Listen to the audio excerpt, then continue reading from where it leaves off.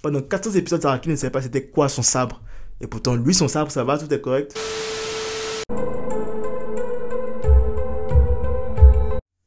Salut les potos, on se retrouve aujourd'hui pour la revue de l'épisode 11 de Bleach. Et ça devient une tradition dans Bleach finalement. Tous les épisodes sont toujours aussi bien que les précédents. Peut-être pas meilleurs que les précédents. Il faudrait vraiment féliciter cette saison de Bleach pour avoir su garder une certaine constance dans la qualité des épisodes qu'ils nous fournissent. Alors dans un premier temps en fait, il s'agira de revenir surtout sur le fameux combat entre Unohana et Kenpachi. Combat qui non seulement était rempli d'action comme d'habitude les combats de Bleach, mais il y avait vraiment une histoire. Le combat en fait en lui-même te racontait une histoire. L'histoire de la rencontre entre Zaraki pour le moment, et Yashiro Unohana, la première Kenpachi. Deux êtres qui étaient tous les deux assoiffés de sang, assoiffés d'adversaires très forts. Et c'est cette soif-là qui a fait que leurs chemins se sont croisés finalement par ce soir-là de pluie. Et ce qui est intéressant en fait dans cette histoire, Kenpachi n'était qu'un gamin. Ce gamin Kenpachi est le premier combattant à avoir su procurer une énorme satisfaction à Unohana. C'est la première fois de sa vie que Unohana avait enfin un certain plaisir à affronter un combattant, une certaine excitation quand elle affrontait quelqu'un. Et dites-vous que ce n'était qu'un enfant qui encore s'est mis à se retenir parce que instinctivement quand il a vu que la première personne lui aussi qui lui a permis d'avoir un combat significatif, d'avoir un combat excitant et s'avère finalement être plus faible que lui, bah inconsciemment il a commencé à se restreindre petit à petit.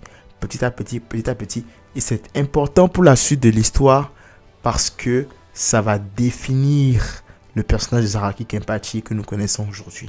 Et ça c'est magnifique parce que l'écriture de ce personnage, finalement, plus tu prends du recul, plus tu te rends compte que il y a du travail qui a été fait derrière en fait finalement. Il y a un grand travail qui a été fait. Le Zaraki d'avant, bah tu ne le vois plus de la même façon que le Zaraki de maintenant, après cette révélation.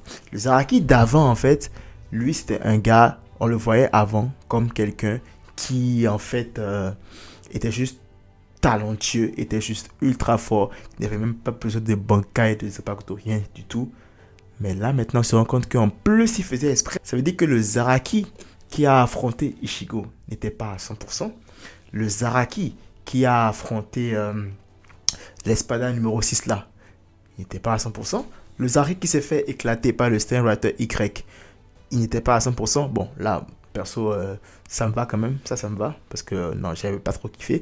Mais quand même, on se rend compte qu'en fait, Zaraki, jusque pendant peut-être 400 épisodes de Bleach, qu'on le connaît, était en fait un personnage incomplet.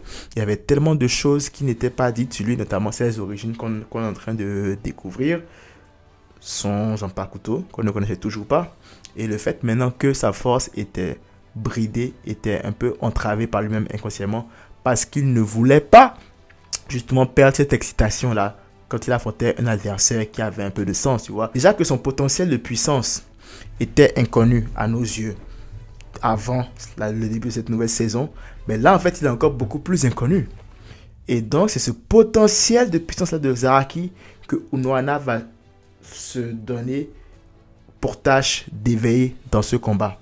Et là tu comprends hein, pendant le combat, alors qu'elle parle et qu'elle fait les éloges de Zaraki, que en fait, le but du combat n'est pas de décider le prochain Kenpachi, mais de pouvoir level up Zaraki en fait, le pouvoir éveiller à son plein potentiel le pouvoir de Zaraki. Et tu comprends déjà même dans les discours de Unohana que ouais, bon, vous savez quoi, elle va se sacrifier. Et du coup, tu te rends compte qu'en fait, c'est un suicide de Unohana pour permettre à Kenpachi de s'éveiller. Donc, du coup, le combat se déroule bien. Encore une fois, là, pour cette première partie du combat, là, l'animation, rien à redire. On en parle toujours de l'animation de Bleach qui est juste magnifique. Je sais qu'il y a beaucoup de gens qui n'aiment pas, mais franchement, l'animation, pour moi, elle est top.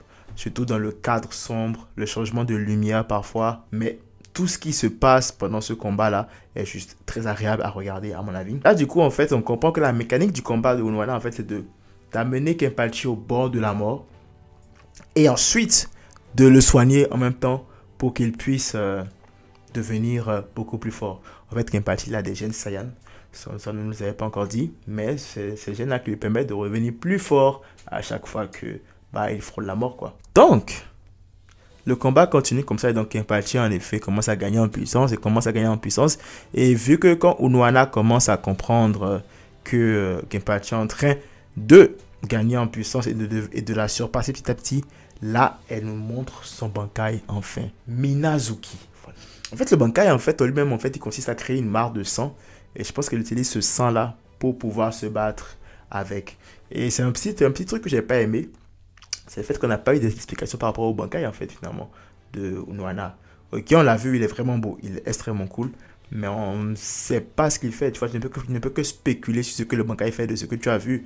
Avec le Bankai, tu sais qu'elle peut se soigner et qu'elle peut aussi attaquer avec le sang. Elle utilise le sang pour en faire une arme.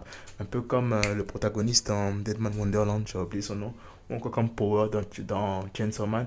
Mais bon, bref, donc elle utilise le sang pour se battre. Et donc c'est intéressant parce que aussi pendant ce combat, Unohana va nous faire comprendre en fait c'est quoi son péché. On en parlait dans la revue précédente, mais en fait le péché de Unohana, ce que cet épisode-là nous raconte, c'est que le péché d'Unohana, en fait, est juste qu'elle était trop faible pour le premier adversaire qu'elle avait rencontré et qui lui avait procuré un certain sentiment de satisfaction en plein combat. Elle n'était même pas à la hauteur de cet adversaire-là. Et pour elle, c'était un péché parce que Zaraki est quelqu'un de ultra fort. Donc en fait, ce péché d'Unohana, c'est que à cause de sa faiblesse, Zaraki a dû se restreindre, inconsciemment sa force pour pouvoir être d'égal à égal avec Unohana qu'il trouvait comme adversaire fun à affronter. Donc c'est en ça en fait qu'elle parle de péché, parce que à cause de sa faiblesse, Zaraki aura dû diminuer sa puissance pour pouvoir se battre. Il ne se sera pas battu à plein potentiel.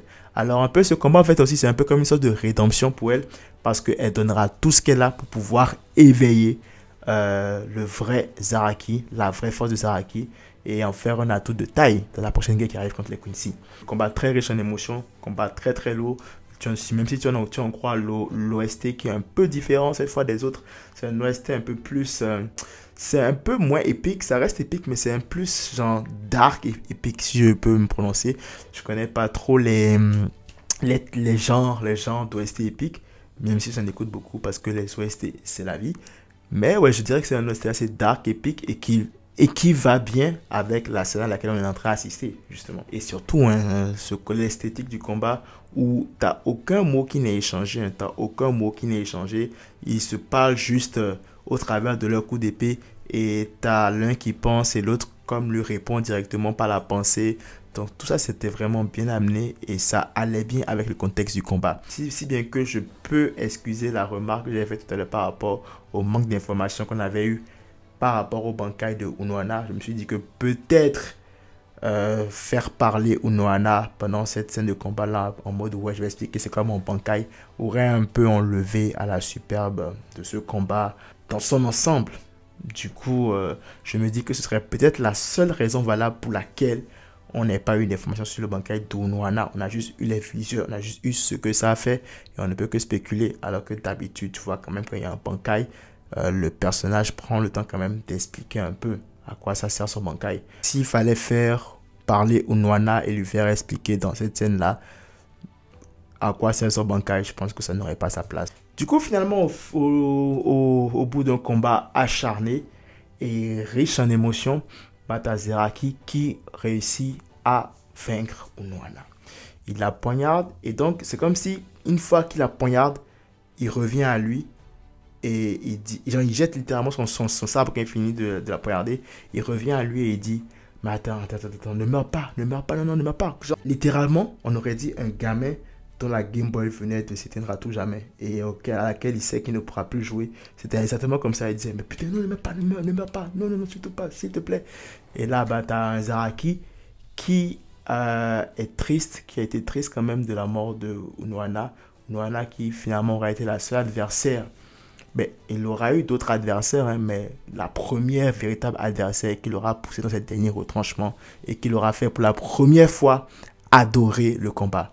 Parce que oui, ce que cet épisode-là aussi nous aura montré, c'est que Zaraki Kenpachi adore le combat. Il adore se battre, il ne vit que pour ça. Et son amour du combat, en fait, il aime tellement le combat qu'il a été prêt à diminuer sa puissance quand il voit un adversaire qui faisait du sens pour juste le plaisir de pouvoir combattre cet adversaire-là. Profond comme personnalité et je suis vraiment content que ça ait été exploité à ce point-là.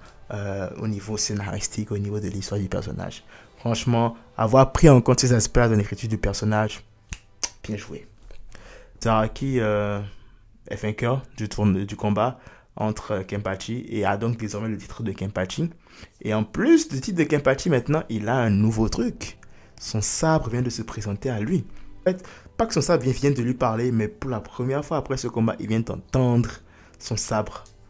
Alors, je ne sais pas trop pourquoi. Je ne sais pas trop pourquoi c'est maintenant qu'il entend son sabre.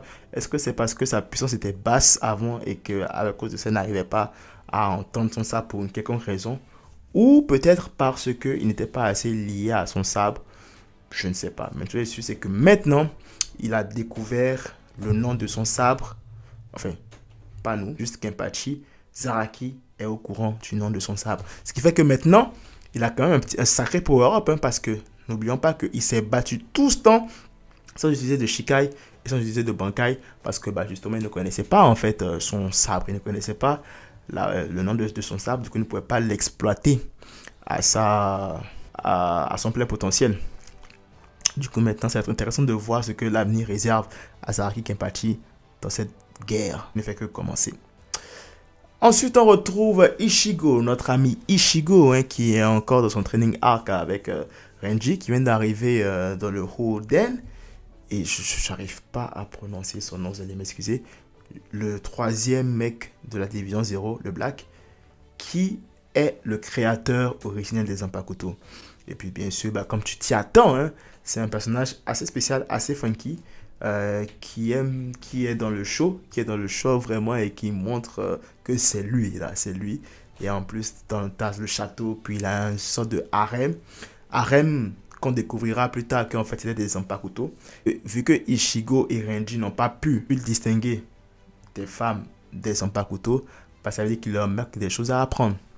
Du coup on en vient à l'entraînement même qu'il leur a préparé.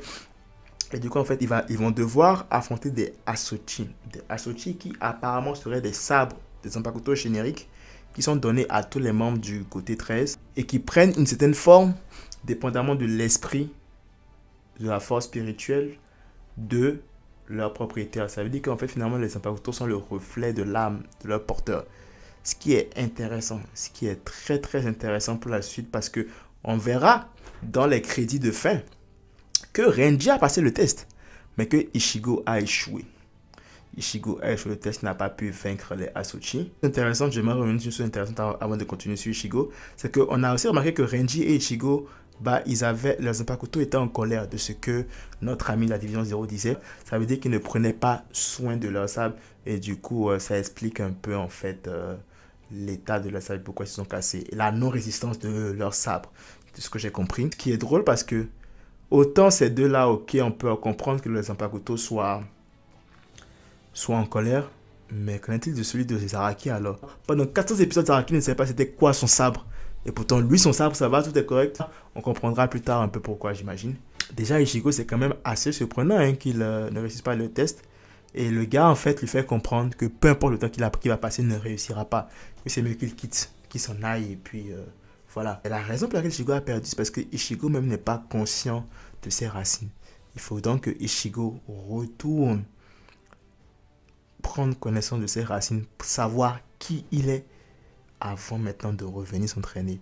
Parce que selon notre gars, il ne peut pas avoir un Zanpakuto, il ne va pas fixer le Zanpakuto de Ichigo tant que Ichigo n'aura pas découvert qui il est. Ce qui me semble logique parce que si le Zanpakuto en fait est le reflet de ton âme, techniquement, si tu ne sais pas qui tu es, tant que tu ne sauras pas qui tu es, disons que ton âme sera un peu embrouillée et du coup le rendu sur ton Zanpakuto ne sera pas optimal. D'où je comprends la volonté du gars de renvoyer Ichigo chez lui pour qu'il puisse savoir clairement qui il est afin de revenir. C'est vrai qu'au début, je n'avais pas compris. Quand il disait non, je ne devais même pas préparer ton Zanpakuto, genre oublie ça, tu peux rentrer chez toi. Je n'avais pas trop compris. Mais là, avec du recul, en réfléchissant, finalement, je me dis, c'est une bonne raison. C'est quand même une bonne raison. Et du coup, là, on a Ichigo qui est de retour devant chez lui. Très bon épisode encore. On a eu un très bon épisode niveau graphique, niveau qualité. Tout était super, franchement. Rien à redire. Le son, l'émotion qu'on a eue en ayant le combat de Kenpachi, le beau passage de flambeau. Ça y est, Zaraki est officiellement le Kenpachi de cette ère. Et il est prêt à en découdre. Croyez-moi, je pense qu'il est prêt à en découdre avec les Quincy. Ichigo va devoir retourner chez lui, apprendre qui il est. J'ose croire que dans les prochains épisodes, on aura beaucoup plus de révélations quant à la nature Quincy de Ichigo qui a été révélée par Iwar. Là, le prochain épisode, je pense, sera un épisode sûrement de flashback ou un épisode où on te donnera beaucoup d'informations. Il y aura sûrement peut-être quelques ajustements, c'est qui seront faits du côté 13, je pense, je ne sais pas encore. Tout est sûr, c'est que l'épisode prochain sera riche en révélations et ça nous permettra d'en découvrir beaucoup plus sur Ichigo. Voilà, c'était tout pour la revue de cet épisode de Bleach. Si tu as aimé la revue, n'hésite pas à liker et à laisser un commentaire, ça fait toujours plaisir. Si tu n'es pas encore abonné, abonne-toi, ça aussi ça fait grave plaisir. On se retrouve la semaine prochaine pour la revue de l'épisode 11 que j'attends avec impatience. Je vous souhaite de très bonnes fêtes. Prenez tout soin de vous et de vos proches. Que la force vous accompagne.